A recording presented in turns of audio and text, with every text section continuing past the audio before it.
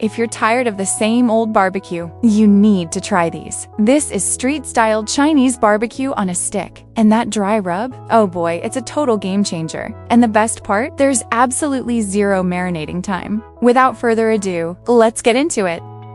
Here, we're using 800 grams of pork shoulder. I love this cut because the marbled fat naturally keeps the meat incredibly juicy and tender. If you want even more flavor, pork belly works amazingly well for these skewers too.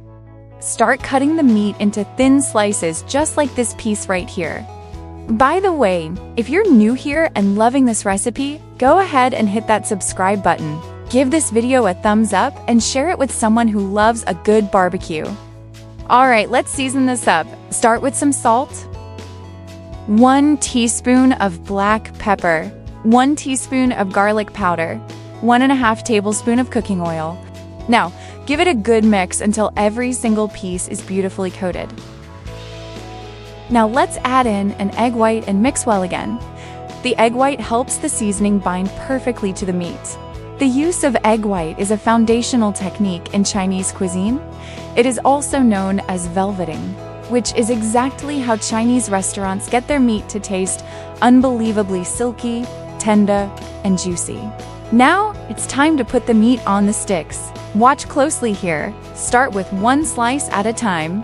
Pierce one end of the meat, weave the stick through, and keep going in a clean stitching style. That's just how I do it. If you find another way that works for you, go for it. The ultimate goal is just getting that meat onto the sticks, right? In the summer, I barbecue at least once a week. What about you? How often do you fire up the grill?